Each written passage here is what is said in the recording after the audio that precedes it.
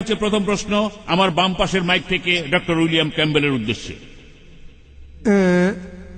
আমি ডক্টর ক্যাম্বেলকে প্রশ্ন করতে চাই যে জেনেসিসে বলা হয়েছে নূহ নবীর সময়কার সেই মহাপ্লাবনের কথা। এখানে বলা আছে যে বন্যার পানি পুরো পৃথিবীকে ঢেকে ফেলেছিল, যাবতীয় সৃষ্টি আর সব পাহাড় পর্বতই পানিতে ডুবে গিয়েছিল। আরো আছে যে পৃথিবীর সবচেয়ে উঁচু পাহাড়ও ডুবে গিয়েছিল, আর সেটা ছিল 15 কিউবিট। আরবিতে সেটা হলো 15 ফিট, অর্থাৎ কদম। কিন্তু বিজ্ঞান আমাদের বলে যে পৃথিবীর সবচেয়ে উঁচু পাহাড়টা 15 ফুট নয়, পাহাড় আসলে তার চেয়ে অনেক উঁচু। তাহলে জেনেসিসে একথা কেন বলা হয়েছে বন্যার পানিতে সব ডুবে গিয়েছিল, সব পাহাড় ডুবে গিয়েছিল, আর সবচেয়ে উঁচুটা 15 ফিট?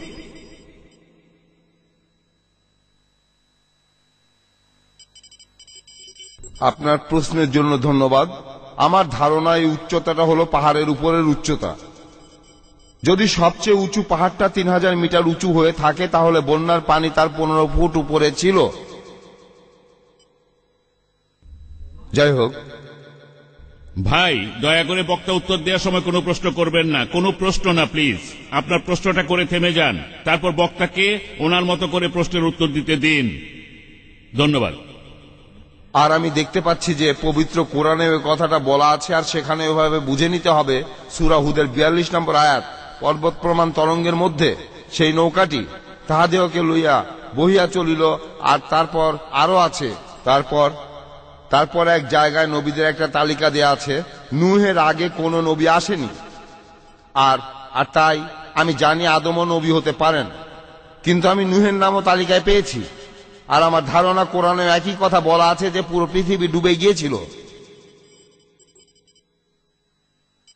হ্যাঁ ভাই, ডক্টর জাকিরের উদ্দেশ্যে প্রশ্ন। কোন ভলান্টিয়ার কি মাইকটা চালু করবেন? ডক্টর জাকির, আপনি বললেন যে এক্সকিউজ মি, দ্বিতীয় প্রশ্নটা করা হবে আমার ডান পাশের মাইক থেকে ডক্টর জাকিরের উদ্দেশ্যে।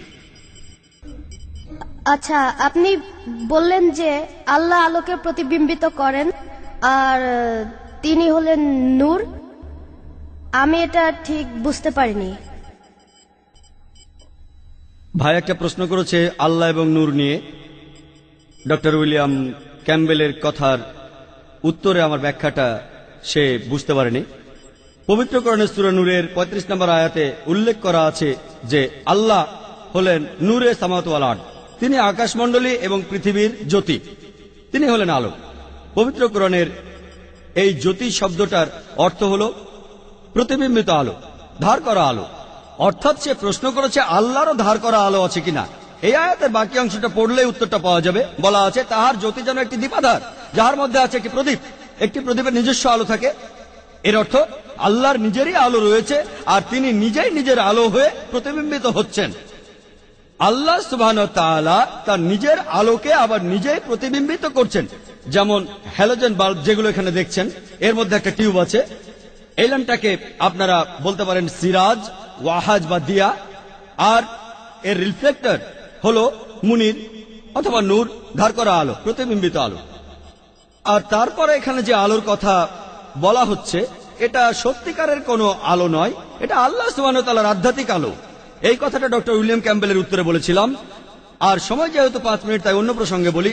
ডক্টর উইলিয়াম ক্যাম্বেল নূহ আলাইহিস সালাম সম্পর্কে বললেন, আমি এখানে বাইবেল সম্পর্কে আলোচনা করব একমত হয়ে আর কোরআনের সাথে ভিন্নমত হয়ে। আর তারপরেও জানি আলহামদুলিল্লাহ কোরআন এই পরীক্ষায় পাশ করবে। আর আমি যদি ডক্টর উইলিয়াম ক্যাম্বেলের কথা মেনে নিই, ধরেন মেনেই নিলাম উনি ঠিক যে বন্যার পানি ছিল পাহাড়ের 15 ফুট উপরে, কিন্তু বুক অব জেনেসিস বলছে 7 নম্বর অধ্যায়ের 1920 অনুচ্ছেদে আছে যে পুরো পৃথিবী বন্যার পানিতে ডুবে গিয়েছিল। আর এরপরে আমরা প্রত্নতাত্ত্বিক নিদর্শনগুলো থেকে জানতে পারি নূহ আলাইহিস সালামের সময়কালটা বিজ্ঞানীরা হিসাব করে বের করেছেন। এই সময়টা খ্রিস্টপূর্ব 22 শতক থেকে 21 শতক পর্যন্ত। আজকে আমরা প্রত্নতাত্ত্বিক নিদর্শন থেকে জানতে পারি যে ব্যাবিলনের রাজবংশের 3য় রাজা আর মিশরের রাজবংশের 11 রাজা 22 শতক আর 21 শতকে রাজত্ব করেছে, আর সেখানে কোন রকম বন্যা হয়নি, পরবর্তীতে কোনো মহাপ্লাবন হয়নি। আজকের প্রত্নতাত্ত্বিক নিদর্শন আমাদের বলে এটা অসম্ভব যে খ্রিস্টপূর্ব 22 শতক থেকে 21 শতকে মহাপ্লাবনে পুরো পৃথিবী ডুবে গিয়েছিল। কোরআন এখানে কি বলছে? এক নম্বর পয়েন্ট, কোরআনে কোনো সময়ের উল্লেখ নেই। এটা কি খ্রিস্টপূর্ব 21 শতক নাকি 50 শতক এমন উল্লেখ নেই। 2 নম্বর পয়েন্ট, কোরআনে কোথাও বলা নেই যে পৃথিবী পানিতে ডুবে গিয়েছিল।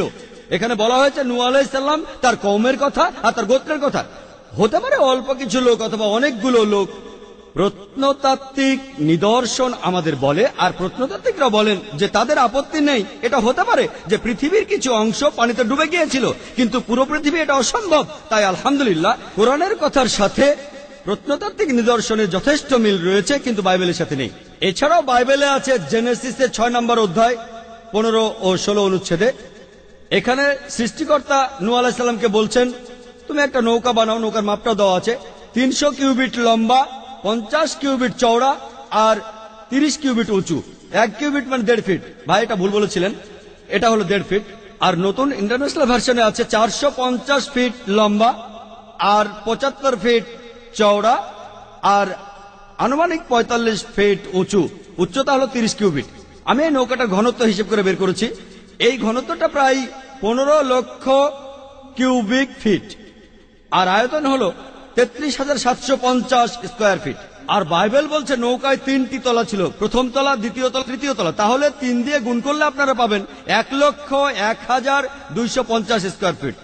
এই হলো আয়তন। চিন্তা করেন, পৃথিবীর প্রত্যেকটা প্রাণীর এক জোড়া করে সেই নৌকায় উঠেছিল। 1,01,250 স্কয়ার ফিট। চিন্তা করেন, এটা কি সম্ভব? পৃথিবীতে লক্ষ লক্ষ প্রাণী আছে। আমি যদি বলি এই অডিটোরিয়ামে আজকে 10 লক্ষ মানুষ আছে, বিশ্বাস করবেন? আমার মনে আছে গত বছরের কথা, কেরালাতে একটা লেকচার দিয়েছিলাম, 10 লক্ষ লোক এসেছিল। সেটাই ছিল আমার সবচেয়ে বড় সমাবেশ। আলহামদুলিল্লাহ, আল্লাহ সবকিছু করেন। 10 লক্ষ মানুষ। আমি মানুষজনের শেষটা দেখি নাই। সেটা কোনো অডিটোরিয়ামে হয়নি, হয়েছিল একটা বড় বিচে। সবাইকে দেখতে পাচ্ছিলাম না, শুধু সামনের কয়েকজনকে দেখছিলাম যেখানে ছিল 10 লক্ষ মানুষ। আপনারা ভিডিও ক্যাসেট দেখলে বুঝতে পারবেন 10 লক্ষ আসলে কত বিশাল। যেমন ধরুন আরাফাতের ময়দানে হজের সময় 25 লক্ষ লোক একত্রিত হয়, কিন্তু 1,01,250 স্কয়ার ফিটের মধ্যে, অর্থাৎ 45,000 কিউবিটের মধ্যে এটা কোনোভাবেই সম্ভব না। আর এভাবে সবাই 40 দিন সেখানে ছিল, খাচ্ছে, প্রকৃতিটাকে সাড়া দিচ্ছে। আমি যদি বলি এখানে 10 লক্ষ মানুষ আছে, বিশ্বাস করবেন? তাই নিরপেক্ষভাবে এটা বলতে গেলে বাইবেলের মধ্যে বেশ কিছু বৈজ্ঞানিক ভুল আছে। এর পরের প্রশ্ন ডক্টর ক্যাম্বেলের উদ্দেশ্যে, পেছন দিকের মাইক থেকে। ডক্টর নায়েক, আপনি বললেন যে এই প্রশ্নটা ডাক্তার ক্যাম্বেলের জন্য। আচ্ছা, আপনাকে তাহলে অপেক্ষা পেছনের করতে জন হবে। ডক্টর ক্যাম্বেলকে প্রশ্ন করুন। হ্যাঁ, আমি প্রশ্নটা করতে চাই, অথবা বলা যায় পরীক্ষা নিতে চাই ডক্টর ক্যাম্বেলের। আপনাকে বাইবেলের সেই ফলসিফিকেশন টেস্টটা দিতে বলছি, যেটা আছে বুক অফ মার্কের 16 নম্বর অধ্যায়ের 17 ও 18 নম্বর অনুচ্ছেদে। আর আমাদের সবার সামনে প্রমাণ করে দেখান যে আপনি সত্যিকারের খ্রিস্টান বিশ্বাসী।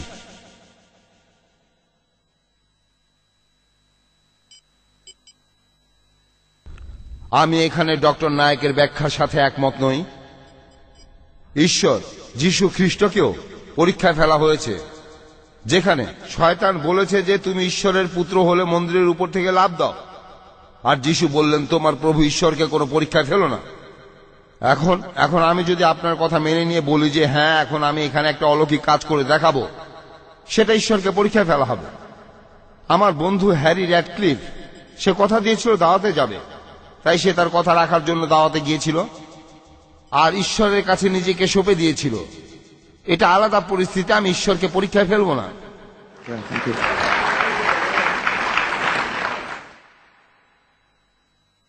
এবার পেছনের মাইক থেকে। হ্যাঁ বোন, উনি ডাক্তার নায়েককে প্রশ্ন করবেন নাকি এবার ক্যাম্বেল? পেছনের মাইকে। আপনি কি ডাক্তার নায়েককে প্রশ্ন করতে চান? হ্যাঁ, ঠিক আছে। Sister, please. আমার প্রশ্ন ডক্টর জাকির নায়েকের কাছে। খ্রিস্টানরা বৈজ্ঞানিকভাবে ট্রিনিটি দর্শনটার ব্যাখ্যা দেয়। এখানে তারা উদাহরণ হিসেবে বলে পানির কথা। পানি 3 আকারে থাকতে পারে, কঠিন, তরল ও বায়বীয়, অর্থাৎ হতে পারে বরফ, পানি বা বাষ্প। একইভাবে একজন ঈশ্বর হলে ত্রিমূর্তি, পিতা, পুত্র ও পবিত্র আত্মা। এই ব্যাখ্যা কি বৈজ্ঞানিকভাবে ঠিক? আপনার উত্তরটা দেওয়ার আগে আমি একটা কথা বলে নিই। আমরা ঈশ্বরকে পরীক্ষা করব না, ঈশ্বরকে পরীক্ষা ফেলবো না। তবে এখানে ঈশ্বরকে পরীক্ষা করছি না, আমরা পরীক্ষা করতে চাচ্ছি মানুষকে।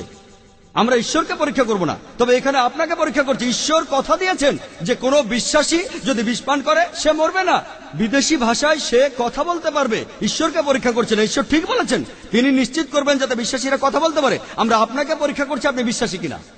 এবার প্রশ্নে আসি। বোন বললেন যে অনেক খ্রিস্টানই বললেন বৈজ্ঞানিকভাবে তারা ট্রিনিটির ধারণা প্রমাণ করতে পারবে। যেমন ধরুন, পানি 3 অবস্থায় থাকে, কঠিন, তরল, বায়বীয়, অর্থাৎ বরফ, পানি আর বাষ্প। একইভাবে ঈশ্বর থাকেন 3 অবস্থায়, পিতা, পুত্র, পবিত্র আত্মা। এই ধারণার উত্তরটা কি আর এটা কি বিজ্ঞানসম্মত? বৈজ্ঞানিকভাবে আমি মেনে নিলাম পানি 3 অবস্থায় থাকে, কঠিন, তরল, বায়বীয়, বরফ, পানি আর বাষ্প। কিন্তু বৈজ্ঞানিকভাবে আমরা এটাও জানি যে পানির উপাদান সবসময় একই অবস্থায় থাকে, H2O, হাইড্রোজেনের 2টো অণু আর অক্সিজেনের 1টা অণু। উপাদানের কোনো পরিবর্তন হয় না, পানির উপাদান একই রকম থাকে, শুধু আকৃতির পরিবর্তন হয়, এখানে কোনো সমস্যা নেই। এখন আমরা ট্রিনিটির ধারণাটা দেখব। ট্রিনিটির ধারণা, পিতা, পুত্র, পবিত্র আত্মা। আকার, এখানে আকার বদলাচ্ছে। আচ্ছা, তর্কের খাতিরে মেনে নিলাম, এখানে উপাদানটা কি বদলাচ্ছে? ঈশ্বর আর পবিত্র আত্মা রক্ত মাংসের নয়, আর মানুষ তৈরি হয় রক্ত মাংস দিয়ে। উপাদান এক নয়, মানুষের খাওয়ার দরকার হয়, ঈশ্বরের বেঁচে থাকার জন্য খাওয়ার দরকার নেই, তারা এক উপাদানের নয়। আর যীশু খ্রিস্ট এই কথাটা প্রমাণ দিয়েছেন নিজেই। গসপেল অফ লুকে 24 নম্বর অধ্যায়ের 36 অনুচ্ছেদ থেকে 39 অনুচ্ছেদে আছে, যীশু বলছেন যে আমার হাত পা দেখো, আমাকে স্পর্শ করে দেখো, কারণ আত্মার কোনো রক্ত মাংসে শরীর থাকে না। তিনি বলছেন আমাকে স্পর্শ করে দেখো, আমার হাত পা দেখো, আত্মার কোনো রক্ত মাংসে শরীর থাকে না। যীশু হাত বাড়িয়ে দিলেন, শিষ্যরা দেখলো, তার আনন্দ উৎফুল্ল হলো। যীশু তাদের বললেন তোমাদের কাছে খাওয়ার মতো কি কিছু আছে? তারা তাকে ঝলসানো মাছ আর মধু খেতে দিল। যীশু খেলেন কি প্রমাণ করার জন্য? তিনি কি ঈশ্বর? এই জন্য যে তিনি ঈশ্বর নন। খাবার খেলেন, রক্ত মাংসের শরীর, আত্মার কোনো রক্ত মাংসের শরীর থাকে না। এতে প্রমাণ হয় যে পিতা, পুত্র আর পবিত্র আত্মার উপাদানগুলো এক নয়। পিতা, যীশু খ্রিস্ট, পবিত্র আত্মা সব মিলিয়ে সৃষ্টিকর্তা। আর ট্রিনিটির এই মতবাদ, এই ট্রিনিটি শব্দটা বাইবেলের কোন জায়গায় খুঁজে পাবেন না। বাইবেলের ট্রিনিটি শব্দটা নেই, কিন্তু কোরআনের শব্দটা আছে।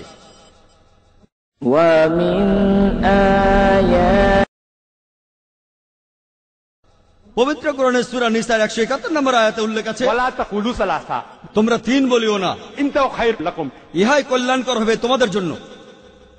এছাড়াও পবিত্র কোরআনের সূরা মাইদার 73 নম্বর আয়াতে উল্লেখ আছে, তাহারা কুফরি করিতেছে, অবমাননা করিতেছে, যাহারা বলে আল্লাহ তো 3-এর মধ্যে একজন, 3 স্রষ্টার একজন।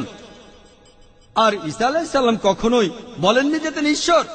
ট্রিনিটির এই মতবাদটা বাইবেলের কোথাও নেই। একমাত্র যে অনুচ্ছেদটা ট্রিনিটি মতবাদের কাছে আসতে পারে সেটা আছে ফার্স্ট এপিস্টল অফ জনে 5 নম্বর অধ্যায়ের 7 অনুচ্ছেদে বলা আছে যে স্বর্গের মালিক হলেন 3 জন, পিতা, পুত্র এবং পবিত্র আত্মা, আর এই 3 জন একই। কিন্তু যদি নতুন সংশোধিত ভার্সনটা দেখেন, সংশোধন করেছেন 32 জন বিশেষজ্ঞ, খ্রিস্টান বিশেষজ্ঞ, উঁচু পর্যায়ে ধর্মীয় নেতা, যাদের পেছনে রয়েছে 50টি আলাদা আলাদা খ্রিস্টান গোষ্ঠী। তারা বলেছেন বাইবেলের এই অনুচ্ছেদ ফার্স্ট এপিস্টল অব জন 5 নম্বর অধ্যায়ের 7 অনুচ্ছেদে অন্যায়ভাবে ঢোকানো হয়েছে। এটা বানোয়াট কথা, এটা আষাঢ়ে গল্প, এটা বাইবেল থেকে বাদ দেওয়া হয়েছে। যীশু খ্রিস্ট কখনোই নিজেকে ঈশ্বর বলে দাবি করেননি। বাইবেলে এমন কোন স্পষ্ট কথা কখনোই পাবেন না যেখানে আপনি দেখবেন যীশু খ্রিস্ট স্পষ্ট করে বলেছেন আমি ঈশ্বর অথবা আমার উপাসনা করো। আপনি যদি বাইবেল পড়েন তাহলে দেখবেন গসপেল অফ জনের 14 নম্বর অধ্যায়ের 28 অনুচ্ছেদে বলা হচ্ছে আমার বাবা অনেক বড় আমার থেকে। গসপেল অফ জনের 10 নম্বর অধ্যায়ের 29 অনুচ্ছেদে আমার বাবা সবার চেয়ে বড়। গসপেল অফ ম্যাথিউ 12 নম্বর অধ্যায় 28 অনুচ্ছেদে আমি শয়তানকে তাড়িয়ে দেই ঈশ্বরের আত্মার সাহায্যে। গসপেল অফ লুক 11 নম্বর অধ্যায় 20 অনুচ্ছেদে আমি ঈশ্বরের আঙুলের সাহায্যে শয়তানকে তাড়িয়ে দেই। গসপেল অফ জন 5 নম্বর অধ্যায় 30 অনুচ্ছেদে আমি আমার নিজের থেকে কিছুই করতে পারি না।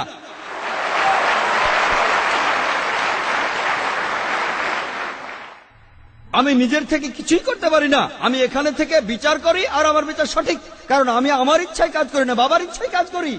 যে নিজের ইচ্ছা পূরণ না করে ঈশ্বরের ইচ্ছা পূরণ করে সে একজন মুসলিম। মুসলিম অর্থ যে মানুষ সৃষ্টিকর্তার কাছে নিজের ইচ্ছাকে সমর্পণ করে। যীশু খ্রিস্ট এখানে নিজেই বলেছেন আমার ইচ্ছা নয় ঈশ্বরের ইচ্ছা পূরণ করি। তিনি ছিলেন মুসলিম, আর তিনি আলহামদুলিল্লাহ আল্লাহ তাআলার একজন প্রেরিত দূত। আমরা মানি, বিশ্বাস করি তিনি অলৌকিকভাবে জন্মেছিলেন, কোন পুরুষের ঔরসজাত ছিলেন না। বিশ্বাস করি তিনি ঈশ্বরের নির্দেশে মৃত মানুষকে জীবিত করেছেন। বিশ্বাস করি তিনি ঈশ্বরের নির্দেশে অন্ধ আর পঙ্গু মানুষকে সুস্থ করেছেন। আমরা যীশু খ্রিস্টকে সম্মান করি, তিনি সৃষ্টিকর্তার একজন প্রেরিত দূত, কিন্তু তিনি ঈশ্বর নন। আর তিনি ট্রিনিটি নামে কোনো কিছুর অংশ নন। ট্রিনিটি বলে কিছু নেই। কোরআন বলছে কুল হুয়াল্লাহু আহাদ, বলো তিনি আল্লাহ এক এবং অদ্বিতীয়। মাইকে আর কি প্রশ্ন করার আগে বলি, আমরা প্রথমে বলেছিলাম যে মহিলারা যেন পেছনের মাইকের কাছে যান, কিন্তু মহিলারা পেছনের মাইকের কাছে যাননি। এতে করে প্রশ্নগুলির মধ্যে ব্যালেন্স করতে আমাদের সমস্যা হচ্ছে। ঠিক আছে, আমরা তাহলে আমাদের আগের ঘোষণাটা ফিরিয়ে নিচ্ছি। মহিলারা যদি সামনে থেকে প্রশ্ন করতে চান তারা করতে পারেন। এখানে ব্যালেন্স করাটা আসলে জরুরি হয়ে পড়েছে, কারণ হলরুম একদম ভর্তি, আমরা বুঝতে পারছি। তাহলে এখন এখানে প্রশ্ন করবেন, প্রশ্নটা ডক্টর ক্যাম্বেলের জন্য করা হবে, আর পেছনের মাইক থেকে পুরুষরা প্রশ্ন করবেন ডক্টর জাকির নায়েকের উদ্দেশ্যে। একইভাবে মহিলাদের ক্ষেত্রে সামনের মাইকটা ডক্টর উইলিয়াম ক্যাম্বেলের জন্য আর পেছনের মাইকটা ডক্টর জাকির নায়েকের জন্য। আপনারা কি ডক্টর জাকিরকে প্রশ্ন করতে চান? হ্যাঁ, আপনারা ডক্টর ক্যাম্বেলকে প্রশ্ন করবেন। ঠিক, মনে হচ্ছে শ্রোতারা নিজেরাই ঠিক করে নিয়েছেন, আমাদের কথা না শুনে নিজেরাই ঠিক করে নিয়েছেন। হলরুমে প্রচন্ড ভিড়, তাই আমরাও মেনে নিলাম। তাহলে এর পরের প্রশ্ন ডক্টর ক্যাম্বেলের উদ্দেশ্যে। ধন্যবাদ। হ্যাঁ ভাই। আসসালামু আলাইকুম। আলহামদুলিল্লাহ, প্রথমে বলি সমস্ত প্রশংসা আল্লাহর, সমস্ত প্রশংসা এই মানুষ জাতির এক সৃষ্টিকর্তার। আজকের আলোচনা অনুষ্ঠানটা খুব আকর্ষণীয় ছিল। এই আলোচনায় আমরা সবাই এখানে উপস্থিত সব খ্রিস্টান মুসলমান দর্শক শ্রোতায় বেশ উপকৃত হয়েছি, সবারই উপকার হয়েছে। আর আমরা এখানে আজ এসেছি, এখানে আমাদের অনেক ভাই বোনই এসেছেন। প্রশ্ন করেন, প্রশ্ন। আচ্ছা বিসমিল্লাহ। আচ্ছা, আল্লাহ নামে বলছি। মন্তব্য করবেন না। আমার প্রশ্নটা হলো, আচ্ছা আজকে যে আলোচনা অনুষ্ঠানে আমরা এসেছি এতে সবারই উপকার হবে, আর তাই আমি ডক্টর ক্যাম্বেলকে প্রশ্ন করছি, আর তার পাশাপাশি আর আপনার সঙ্গীদেরও প্রশ্ন করছি, আজকের এই আলোচনায় কোনো পরিবর্তন কি এসেছে? আপনার চোখ কি এতে খুলেছে? বা অন্তত পক্ষে ইসলাম ধর্ম সম্পর্কে আপনার মনে কি কোনো আগ্রহ তৈরি হয়েছে? ধন্যবাদ।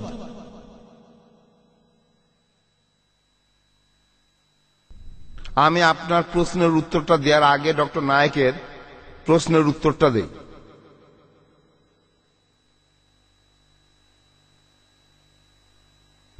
ডক্টর নায়েক বললেন যে যিশু কখনোই নিজেকে ঈশ্বর দাবি করেননি।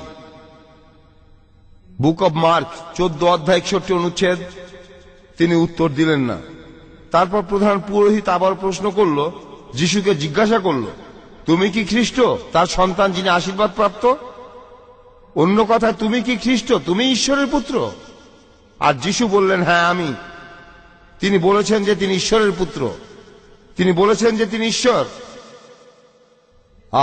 আর বাইবেলও পরিষ্কার বলা আছে। আমি বুঝতে পারছি ডক্টর নায়েক তার সুবিধা মতো অনুচ্ছেদের উদ্ধৃতি দিচ্ছেন, সবগুলোর কথা বলছেন না। উনি আরো বলেছেন যিশু শুধু মানুষই ছিলেন, কিন্তু যিশু এটাও বলেছেন যে তিনি আর তার পিতা একই। বলা হয়েছে শুরুতে শুধুমাত্র একটা শব্দ ছিল, শব্দটা ঈশ্বরের সাথেই ছিল, শব্দটাই ঈশ্বর। আর ঈশ্বরই আমাদের মাঝে রক্ত মাংসের শরীর নিয়ে এসেছেন। যিশুর ব্যাপটিজমের সময় ঈশ্বর বললেন যে এই হলো আমার সুপ্রিয় পুত্র। যিশু সেখানেই ছিলেন, তার পবিত্র আত্মা নেমে এলো। পিতা, পুত্র আর পবিত্র আত্মা, এই ব্যাপারটা কোনোভাবে আমাদের মাথা থেকে গজায়নি। এই কথাটাই আমি এখানে বলতে চেয়েছিলাম।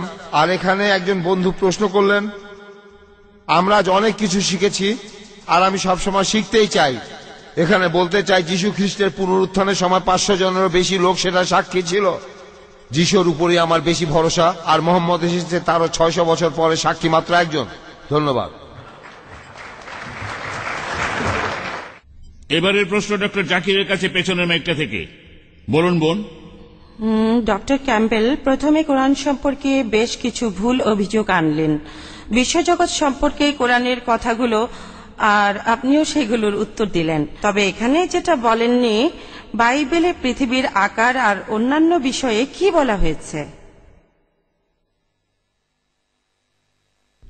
বোন প্রশ্ন করলেন যে বাইবেলে পৃথিবীর আকার সম্পর্কে যা বলা আছে আমি সেটা সময়ের অভাবে বলতে পারিনি, আর সময়ের অভাবে এখানে আরো অনেক কিছু আমি বলতে পারবো না।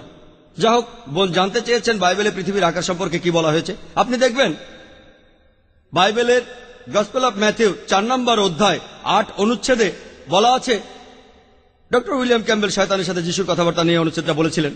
শয়তান তাকে নিয়ে গেল, যীশু খ্রিস্টকে নিয়ে গেল খুব উঁচু একটা পাহাড়ের চূড়ার উপরে, আর যিশুকে পৃথিবীর সবগুলো রাজ্য আর সেগুলোর সৌন্দর্য দেখালো। গসপেল অফ লুক 4 নম্বর অধ্যায় 5 নম্বর অনুচ্ছেদ। শয়তান তাকে নিয়ে গেল উঁচু পাহাড়ে আর তাকে দেখালো পৃথিবীর সবগুলো রাজ্যের সৌন্দর্য। এখন আপনি যদি সবচেয়ে উঁচু পাহাড়ে ওঠেন, পৃথিবীর সবচেয়ে উঁচু পর্বত শৃঙ্গ মাউন্ট এভারেস্ট, আর ধরে নেন আপনার চোখের দৃষ্টি খুবই প্রখর আর আপনি সেখান থেকে 1000 মাইল দূরে দেখতে পান, তারপরেও আপনি পৃথিবীর সবগুলো রাজত্ব কোনোভাবেই দেখতে পাবেন না, কারণ আমরা জানি যে আমাদের পৃথিবী গোলাকার। আপনি সেই রাজ্যগুলো দেখবেন না যেগুলো পৃথিবীর অন্য পাশে রয়েছে, শুধুমাত্র তখনই দেখতে পেতেন যদি পৃথিবী সমতল হতো। আর বাইবেলে এমন বিবরণী দেওয়া আছে যে পৃথিবী সমতল। আর এরপরে আবারও একই কথা আছে বাইবেলের বুক অব ড্যানিয়েল 4 নম্বর অধ্যায় 10-11 অনুচ্ছেদে। বলা আছে একটা গাছ লম্বা হয়ে আকাশে পৌঁছে গেল, আর গাছটা যখন আকাশে সীমা ছাড়িয়ে গেল, গাছটা এত বড় হলো যে পৃথিবীর প্রত্যেক প্রান্তে সব মানুষ সেই গাছটা দেখতে পেত। এটা শুধু তখনই সম্ভব হতো যদি পৃথিবীটা সমতল হতো। গাছটা অনেক লম্বা ছিল, আর পৃথিবীটা সমতল হলে এটা সম্ভব হতো। আজকে আমরা সবাই জানি যে পৃথিবীর আকার বর্তুলাকার, আপনি কোনোভাবেই গাছটা দেখতে পাবেন না, সেটা যত লম্বাই হোক না কেন, যদি আপনি বর্তুলাকার পৃথিবীর উল্টো পাশে থাকেন। এরপর বাইবেলে আরো উল্লেখ আছে ফার্স্ট ক্রনিকলসে 16 নম্বর অধ্যায় 30 অনুচ্ছেদে যে পৃথিবী গতিশীল নয়। এই একই কথা আছে বুক অব শামসে 93 অধ্যায় 1 অনুচ্ছেদে যে সর্বশক্তিমান ঈশ্বর পৃথিবীকে থামিয়ে দিয়েছেন, যার অর্থ পৃথিবী গতিশীল নয়। আর নতুন ইন্টারন্যাশনাল ভার্সনে রয়েছে ঈশ্বর হস্তক্ষেপ করেছেন আর পৃথিবীকে থামিয়ে দিয়েছেন যাতে করে পৃথিবী। 1 মিনিট বাকি আছে নাকি চুপ করে থাকবো? ভাবলাম 1 মিনিট চুপ করে থাকতে বলছেন। ডক্টর উইলিয়াম ক্যাম্বেল বললেন যীশুখ্রিস্ট বাইবেলের অনেক জায়গায় উল্লেখ করেছেন যে তিনি ঈশ্বর। আপনারা আমার ভিডিও ক্যাসেট দেখতে পারেন, concept of God in major religions, সেখানে সব রেফারেন্সের উত্তর পাবেন। এখানে শুধু রেফারেন্সগুলো বলছি যে তিনি উদ্ধৃতি দিয়েছেন আমি আর আমার বাবা এক। এটা আছে জনের 10 নম্বর অধ্যায় 30 অনুচ্ছেদে। আর শুরুতে একটা শব্দ ছিল, এটা আছে জনের 1 নম্বর অধ্যায়ের 1 অনুচ্ছেদে। এগুলো ভালোভাবে পড়লেই দেখতে পাবেন যীশুখ্রিস্ট কখনোই নিজেকে ঈশ্বর দাবি করেননি। আপনারা আমার ভিডিও ক্যাসেট দেখতে পারেন, হলের বাইরে কিনতে পাবেন, concept of God in major religions আর similarities between Islam and Christianity. সেখানে বিস্তারিত পাবেন যে যীশুখ্রিস্ট কখনোই নিজেকে ঈশ্বর দাবি করেননি। এবারে প্রশ্ন ডক্টর ক্যাম্বেলের কাছে, সামনের মাইকটা থেকে। আপনি পরীক্ষার কথা বললেন যে সত্যিকারের বিশ্বাসী বিষপান করে ফেললেও তার কিছুই হবে না। রাসপুটিন সম্পর্কে কি বলবেন, যাকে প্রচুর পরিমাণে বিষ খাওয়ানো হয়েছিল আর তাতেও সে মারা যায়নি, মারা গিয়েছিল রক্তক্ষরণে। সে ভালো খ্রিস্টান ছিল না, সে কামাসক্ত। এটার কি ব্যাখ্যা দেবেন? শুধুমাত্র ভালো খ্রিস্টানই বিষপান করে বেঁচে থাকবেন, এটার কি ব্যাখ্যা দেবেন? আমার মনে হয় না এটার কোনো ব্যাখ্যা করতে হবে। রাসপুটিন খ্রিস্টান ছিল না, তাই তার কি হয়েছিল সেটার সাথে বাইবেলের কথাগুলোর কোনো সম্পর্ক নেই। আমি আগেও বলেছি, যিশু ঈশ্বর আপনাদের বলেননি যে সবাই লাইনে দাঁড়াও আর সবাই মিলে বিষ খাওয়া শুরু করো আর ঈশ্বরকে পরীক্ষা করো। সরি, আমরা এখানে ঈশ্বরকে পরীক্ষায় ফেলবো না। বাইবেলে বলা হয়েছে এমন ঘটনা যে কোনো সময় ঘটতেই পারে।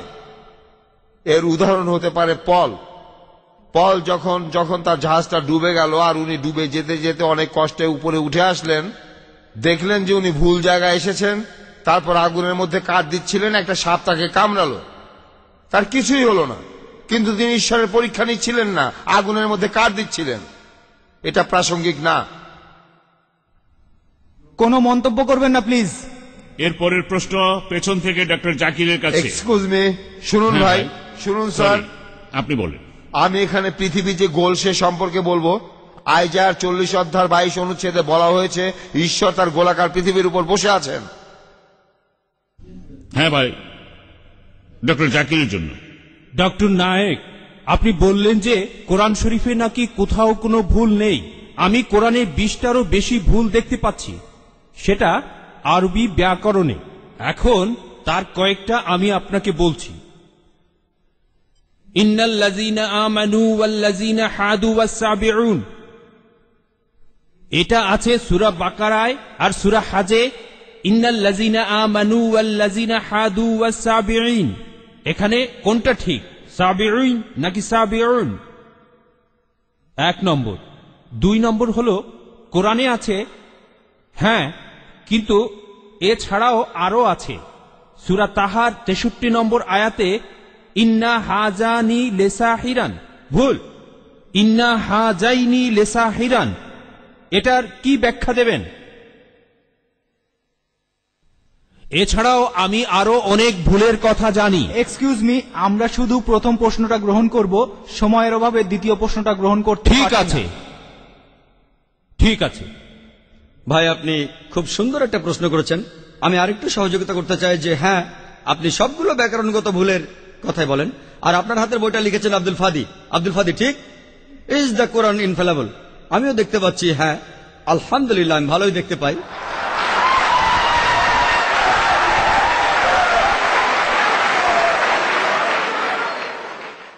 আমি এই 20টা ভুলের সবগুলোর উত্তর দেব, কারণ আমি বইটা পড়েছি। আমি সবগুলোর উত্তর দেবো ইনশাল্লাহ, ইনশাল্লাহ। 1 নম্বর পয়েন্ট ভাই, 1 নম্বর পয়েন্ট, এখানে 1 নম্বর পয়েন্ট হলো যে আরবির সব ব্যাকরণ এসেছে কোরআন থেকে। কোরআন হলো সর্বোচ্চ আরবি বই, যে বইটাতে সবচেয়ে উঁচু মানের সাহিত্য আছে। আরবি ভাষার সব ব্যাকরণ এসেছে কোরআন থেকেই। কোরআন হলো ব্যাকরণের মূল গ্রন্থ, আর কোরআন যেহেতু ব্যাকরণের মূল গ্রন্থ এবং সব ব্যাকরণে এসেছে কোরআন থেকে, কোরআনে কোনো ভুল থাকতে পারে না। 1 নম্বর পয়েন্ট। 2 নম্বর পয়েন্ট, 2 নম্বর পয়েন্ট, 2 নম্বর পয়েন্ট। ব্যাপারটা এরকম যে আপনি একটা রুলার নিলেন, আর সেই রুলারের গায়ে দাগ কাটা আছে, তারপর বললেন যে মাপটা ভুল হয়েছে। এটা বেশ অযৌক্তিক। 2 নম্বর পয়েন্ট, আরবে বিভিন্ন আলাদা আলাদা গোত্রে, আপনি যদি আরবি জানেন, আর ডক্টর উইলিয়াম ক্যাম্বেল আমার সাথে একমত হবেন যে আরবের গোত্রগুলোর মধ্যে ব্যাকরণ মাঝে মধ্যে বদলে যায়। কিছু কিছু আরবীয় গোত্রে যে শব্দটা স্ত্রীবাচক, অন্য আরেক গোত্রে সেটাই পুরুষবাচক।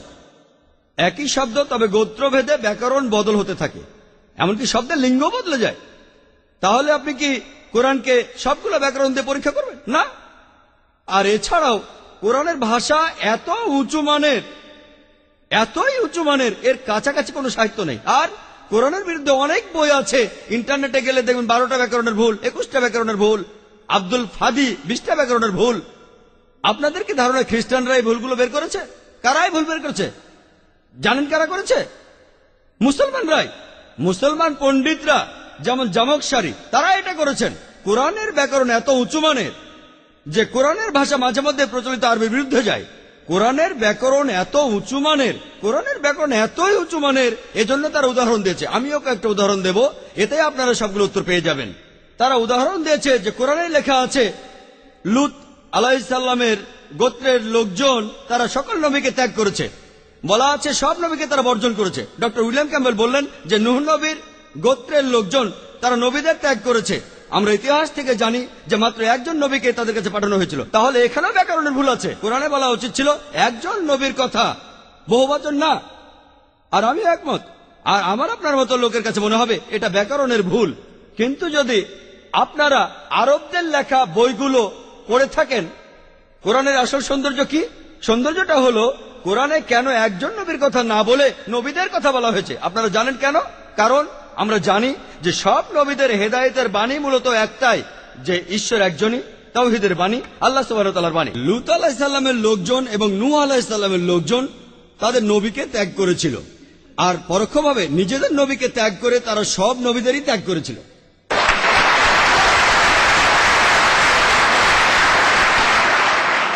সৌন্দর্যটা দেখেন, ভাষার অলংকার দেখেন, আলহামদুলিল্লাহ। আপনার মনে হতে পারে এটা ব্যাকরণের ভুল, কিন্তু এটা ভুল নয়। একইভাবে নূর সারওয়ার নামে একজন বলেছেন যে কোরআন বলছে কুনফা ইয়া কুন, হ বললে হয়ে যায়। এটা নাকি হবে কুনফা কানা, হ বললে হয়ে যেত। হ্যাঁ, আরবির পাস্ট টেন্সে কুনফা কানা, কুনফা ইয়া কুন নয়। কিন্তু কুনফা ইয়া কুন আরো উঁচু মানের। বলা আছে আল্লাহ তিনি ছিলেন, আছেন আর থাকবেন, অতীত, বর্তমান, ভবিষ্যৎ। Thank you doctor Naik. এর পরের প্রশ্ন করবেন সামনের এই ভাই ডক্টর উইলিয়াম ক্যাম্বেলের উদ্দেশ্যে। ইয়েস ডক্টর ক্যাম্বেল, আমি আসলে খ্রিস্টান ধর্ম সম্পর্কে জানার জন্য আপনাকে প্রশ্নটা করছি। আমার প্রশ্নটা হলো, জন দা ব্যাপটিস্টের কাছে ব্যাপটাইজড হওয়ার পর 3 বছর যীশু খ্রিস্ট জেরুজালেমে ছিলেন। তাহলে যীশু খ্রিস্টান ধর্মে ঈশ্বরের পর সবচেয়ে ক্ষমতাবান ব্যক্তি, যিনি ঈশ্বরের পুত্র, তিনি তার প্রথম জীবনে মানব জাতির জন্য কি অবদান রেখেছেন? ধরেন 1 বছর বয়স থেকে 27-28 বছর বয়স পর্যন্ত তিনি কি অবদান রেখেছেন? প্রশ্নটা আসলে, এক্সকিউজ মি ডাক্তার ক্যাম্বেল, এই প্রশ্নটা আসলে আজকের বিষয়ের সাথে প্রাসঙ্গিক নয়। পরের জন প্রশ্ন করেন। ডক্টর উইলিয়াম ক্যাম্বেল তার লেকচারের শুরুতেই জুলকারনাইনের কথা বললেন, আর বললেন কোরআনের সূরা কাহাফের 86 নম্বর আয়াত, আর বললেন যে জুলকারনাইন হলেন আলেকজান্ডার দ্য গ্রেট। আপনি কি কোনোভাবে প্রমাণ করতে পারবেন যে জুলকারনাইনই হলেন আলেকজান্ডার দ্য গ্রেট? আমি এই কথাটা পড়েছিলাম এই ইউসুফ আলী লেখা একটা বইয়ে। এটা ইম্পর্টেন্ট না যে সেই লোক আলেকজান্ডার দ্য গ্রেট নাকি অন্য কেউ। এখানে ইম্পর্টেন্ট হলো সূর্য কোনো পঙ্কিল জলাশয়ে অস্ত গমন করে না। কোরআনেও ঠিক এই কথাটাই বলা আছে। হ্যাঁ বোন, এবারের প্রশ্ন ডক্টর জাকিরের কাছে।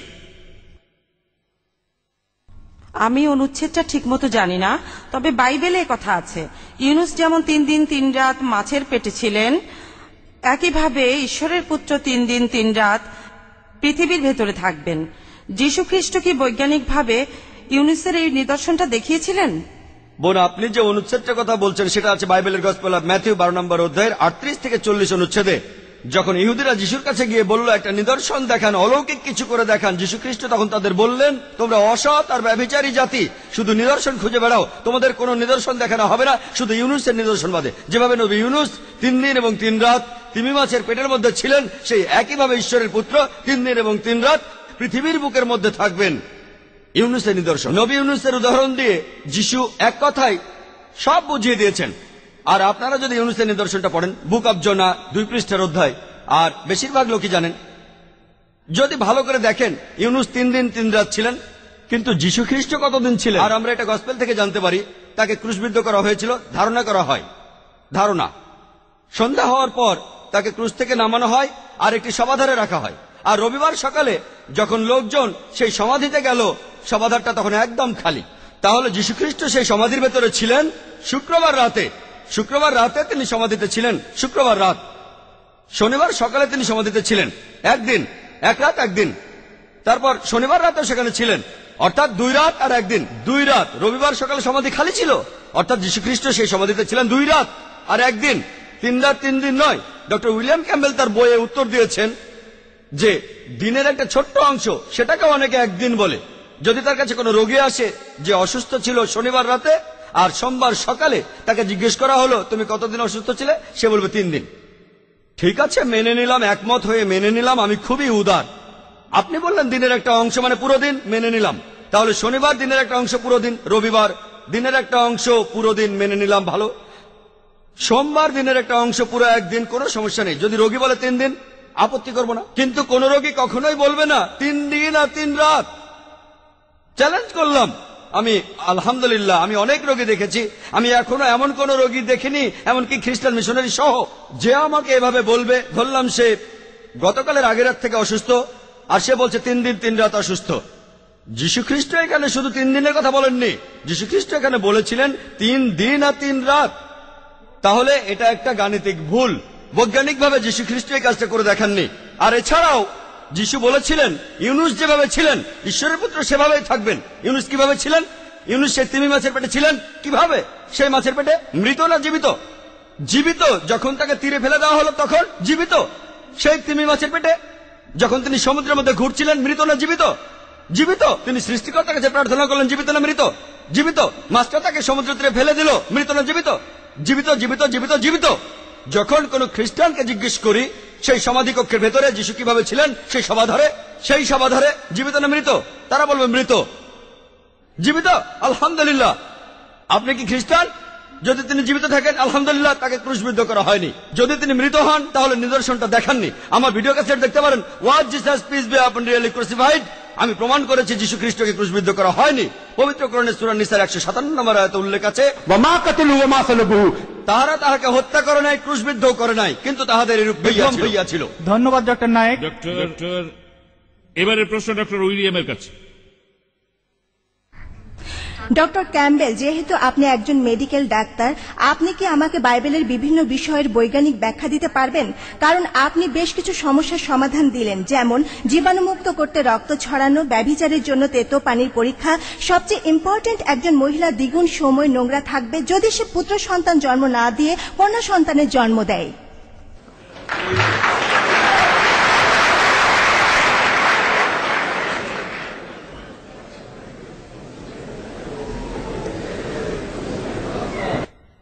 আপনার প্রশ্নের উত্তর দেওয়ার চেষ্টা করব, তবে তার আগে ডক্টর নায়েকের কথার উত্তরে আমি এখানে একটু ঝগড়া করে নেই। বাইবেলে বলা আছে যে পরের দিন যীশু খ্রিস্টকে ক্রুশবিদ্ধ করার পরের দিন ইহুদিদের প্রধান পুরোহিত দেখা করলো পাইলটের সাথে আর বলল যে আমাদের মনে আছে যে সে যখন বেঁচে ছিল তখন সে বলেছিল 3 দিন পরে আমি আবার ফিরে আসব। সেজন্য আপনি 3য় দিন পর্যন্ত তার সমাধিতে পাহারা বসান। এখানে তারা দিন আর রাত বলতে একই কথা বুঝিয়েছে। আমি এখানে যতটুকু বুঝতে পারি, বাইবেলে যা কিছু বলা আছে 3য় দিনের কথা, 3য় দিনের পর দেখা গেল যিশু সেই সমাধিতে আর নেই। আর তারপর যেটা হলো যীশু খ্রিস্টের পুনরুত্থান। এখানে আরো একটা কথা, যিশুকে যখন গ্রেপ্তার করা হলো বৃহস্পতিবার রাতে, 3য় দিনে উনি গ্রেপ্তার হওয়ার 3 দিন পরে যীশু খ্রিস্ট তিনি বললেন আমার সময় চলে এসেছে, আর এভাবে আমি থাকবো 3 দিন 3 রাত। এখন আমি আপনাকে আমাদের বাইবেল সম্পর্কে বলি। আমার বিশ্বাস বাইবেল লিখেছেন ঈশ্বর নিজেই, বিশ্বাস করি ঈশ্বরই বাইবেল লিখেছেন। আর আমি এখানে ঈশ্বরের কথা ব্যাখ্যা করতে যাব না, কারণ ঈশ্বর নিজেই বাইবেলের শব্দগুলো বসিয়েছেন। এবারের প্রশ্নটা হবে মাইকের শেষ প্রশ্ন। পেছনের মাইকে এক ভাই ডক্টর জাকিরকে প্রশ্ন করবেন, এরপর আমরা শুরু করব ইন্ডেক্স কার্ডে প্রশ্নোত্তর পর্ব। এটাই শেষ প্রশ্ন, আমাদের হাতে সময় অনেক কম। আচ্ছা, আসসালামু আলাইকুম। আমার নাম আসলাম রব, আমি একজন ছাত্র। আমি জীববিজ্ঞান নিয়ে পড়াশোনা করছি। আমাদের টিচার এখন আমাদের ক্লাসে বিবর্তন সম্পর্কে পড়াচ্ছেন, আর আমি ভাবছিলাম ইসলাম ধর্মে বিবর্তন সম্পর্কে কি বলা হয়েছে। আপনি যদি এ ব্যাপারে সংক্ষেপে কিছু বলতেন যে ইসলাম ধর্ম বিবর্তন ও সৃষ্টি সম্পর্কে কি বলেছে। ভাই একটা প্রশ্ন করেছে, তার আগে আমি ডক্টর উইলিয়াম ক্যাম্বেলের কিছু কথার উত্তর দিতে চাই। পবিত্র কোরআনের কোথাও আলেকজান্ডারের নাম উল্লেখ করা নেই, সেখানে বলা আছে জুলকারনাইন, আলেকজান্ডার না। যদি কোনো লেখক এই ভুল করে থাকেন এটা তাহলে সেই লেখকের ভুল, মানুষ এখানে ভুল করেছে, ঈশ্বর কোনো ভুল করেননি। আর ডক্টর ক্যাম্বেল বললেন যে আইজায়ায় আছে পৃথিবী গোল, কোনো সমস্যা নেই, এটা গোলাকার, বর্তুলাকার নয়। এক জায়গায় বাইবেল বলছে সমতল, আরেক জায়গায় বলছে গোলাকার। যদি দুটো অনুচ্ছেদে মেনে নেন সেটা দেখতে ডিস্কের মতো হবে। দেখেন এটা কি পৃথিবীর মতো দেখতে? এটা গোলাকার আর সমতল, এটা পৃথিবীর আকার নয়। কোরআনের আলোকে জীববিজ্ঞান আর বিবর্তন ভাই দুটো প্রশ্ন করেছে, আমি জানি না দুটোর উত্তর দিতে পারবো কিনা। আচ্ছা দেখা যাক, কোনটা প্রথমটা না দ্বিতীয়টা, জীববিজ্ঞান না বিবর্তন? বিবর্তনটাই ভালো হবে। আপনি ঠিক করবেন না কিসে? বিবর্তনের প্রশ্নটা তো সেই করেছে, সে কথাই বলছি। দুটো প্রশ্ন, প্রথমে জীববিজ্ঞান পরে বিবর্তন। 10 মিনিট সময় দিলে দুটোর উত্তর দেবো। আপনাকে 5 মিনিটের মধ্যে এর উত্তর দিতে হবে। আপনার সময় শুরু হলো। আচ্ছা ঠিক আছে, আমি মিস্টার স্যামুয়েল নামানের কথাই মেনে নিচ্ছি। আমি শুধু বিবর্তনের কথাই বলবো। বিস্তারিত জানার জন্য আমার ভিডিও ক্যাসেট দেখতে পারেন, কোরআন অ্যান্ড মডার্ন সায়েন্স। আমরা যখনই বিবর্তনের কথা বলি বেশিরভাগ লোকই ডারউইনের থিওরির কথা বলে। আর চার্লস ডারউইন সমুদ্র ভ্রমণ করেছিলেন বিগল নামে একটি জাহাজে, আর তিনি গ্যালাপাগোস নামে একটি দ্বীপে গিয়েছিলেন। সেখানে অনেক পাখিকে খুঁটে খেতে দেখে লক্ষ্য করলেন যে পাখিগুলো ঠোঁট লম্বা। তখনই প্রাকৃতিক নির্বাচনের কথা ভাবলেন। তবে ডারউইন থমাস থমটন নামে এক বন্ধুকে চিঠি লিখেছিলেন, এটা 19 শতকের কথা। তিনি লিখেছিলেন এই প্রাকৃতিক নির্বাচনের পক্ষে কোনো প্রমাণ আমার হাতে নেই, কিন্তু এই থিওরিটা থাকলে আমি প্রজনন তত্ত্ব আর আরো অনেক কিছুর ব্যাখ্যা করে দেখাতে পারবো। ডারউইনের থিওরি আসলে প্রমাণিত সত্য নয়, এটা শুধুই একটা থিওরি। আর আমি আমার লেকচারে খুব পরিষ্কার করে বলেছি কোরআন কোন থিওরির বিপক্ষে যেতে পারে, কারণ থিওরি তার পথ বদলাতে পারে, তবে কোরআন কোন প্রতিষ্ঠিত সত্যের বিরুদ্ধে যাবে না। আর স্কুলে থাকতে আমাদের শেখানো হয়েছে ডারউইনের থিওরি একটা বৈজ্ঞানিক সত্যি, এটা ঠিক নয়। এই থিওরির পক্ষে কোনো প্রমাণ নেই, এখানে অনেক ফাঁক আছে। আর কেউ কেউ তাদের বন্ধু বা সহকর্মীদের সাথে ঠাট্টা করে একথাও বলে, তুমি যদি ডারউইনের সময় পৃথিবীতে থাকতে তাহলে তার থিওরিটা প্রমাণ হয়ে যেত। আসলে বলা হচ্ছে তাকে দেখতে বাদরের মতো। ডারউইনের থিওরিতে অনেক ফাঁক আছে। আর আমি মানুষের পূর্বপুরুষদের কথা জানি, হোমিনিডরা, দাল্লুসি, অস্ট্রালোপিথেকাস, আর তারপরে হোমো ইরেক্টাস, নিয়ানডার্থালম্যান, ক্রোম্যাগনন। আরো জানতে চাইলে আমার ভিডিও ক্যাসেট দেখেন। মলিকিউলার বায়োলজিতে ফ্রান্সিস ক্রেগের কথা অনুযায়ী এটা একেবারে অসম্ভব যে পৃথিবীতে মানুষ বাদর থেকে এসেছে। ডিএনএ কোডিং এ বলে এটা অসম্ভব। আপনারা আমার ভিডিও ক্যাসেট দেখতে পারেন, সেখানে বিস্তারিত আছে। কিছু ব্যাপারে আমার কোনো আপত্তি নেই। জীববিদ্যার ব্যাপারে পবিত্র কোরআনে সূরা আম্বিয়া 30 নম্বর আয়াতে উল্লেখ করা আছে যে আমি প্রাণবান সবকিছু সৃষ্টি করলাম পানি হইতে, তবু কি ওরা ইমান আনিবে না? আজকে আমরা জানি যে পৃথিবীর সব প্রাণী তাদের প্রাথমিক উপাদানে কোষের মধ্যে থাকে সাইটোপ্লাজম, আর এর 90% হলো পানি। পৃথিবীর সব ধরনের প্রাণীর শরীরে 50 থেকে 90% পানি থাকে। চিন্তা করেন, আরবের সেই মরুভূমিতে কে এভাবে ভাবতে পারতো যে সব প্রাণী পানি দিয়ে তৈরি? কোরআনের কথা বলেছে 1400 বছর আগে। আর তারপর ধন্যবাদ ডাক্তার নায়েক। ধন্যবাদ। এবার আমরা শুরু করছি ইন্ডেক্স কার্ডের প্রশ্নোত্তর। আর এখানে আমাদের সামনে বক্স আছে ডক্টর ক্যাম্বেলের জন্য, এই বক্সটা ডক্টর জাকির নায়েকের জন্য। আমরা বক্সটা ঘুরিয়ে দিচ্ছি, সামনে তাদের নাম লেখা আছে, যাতে করে তারা এই প্রশ্নগুলো দেখতে না পায়। বক্তারা প্রশ্ন তুলবেন বক্সের দিকে না তাকিয়ে, তারপর তারা যে প্রশ্ন বেছে নেবেন সেটার উত্তর দেবেন। প্রথম প্রশ্ন ডক্টর উইলিয়াম ক্যাম্বেলের জন্য, তারপরের প্রশ্ন ডক্টর জাকিরের জন্য। বক্তারা আগে থেকেই প্রশ্ন তুলে নিতে পারেন, যাতে প্রশ্ন পড়তে গিয়ে সময় নষ্ট না হয়। তাহলে আমরা শুরু করতে যাচ্ছি, আর ডক্টর ক্যাম্বেলকে প্রশ্নটা পড়ার জন্য কিছুটা সময় দিচ্ছি। আমি প্রশ্নটা পড়েছি, তবে তার আগে বলে নেই যে পৃথিবীর সবকিছুই পানি দিয়ে তৈরি। এটা অবশ্যম্ভাবী। আপনি একটা ছারপোকা চ্যাপ্টা করে ফেলেন, দেখবেন পানি। প্রত্যেকটা জীবজন্তুই পানি দিয়ে তৈরি, আমরা সবাই জানি, অলৌকিক কিছু নয়। আচ্ছা ডক্টর ক্যাম্বেল, আপনি যদি জেনেসিসে বিশ্বজগৎ সৃষ্টির সমস্যাটি সমাধান করতে না পারেন, আপনার কি মনে হয় না এতে এটাই প্রমাণ হয় যে বাইবেলের কথাগুলো অবৈজ্ঞানিক আর ঈশ্বরের কাছ থেকে আসেনি? আমি মানছি সমস্যাটা সমাধান করতে পারবো না, তবে আমি ভবিষ্যৎবাণীগুলো সত্যি হতে দেখেছি। সেটা আমার কাছে অনেক ইম্পর্টেন্ট। আর যিশুই হলেন ভিত্তিপ্রস্তর। আর তার কথা আগের অনেক অনেক নবী বলে গেছেন। আগের নবীরা যীশু খ্রিস্টের কথা ভবিষ্যৎবাণী করেছিলেন, আর ঈশ্বর সেই ভবিষ্যৎবাণীগুলি সত্যি করেছিলেন।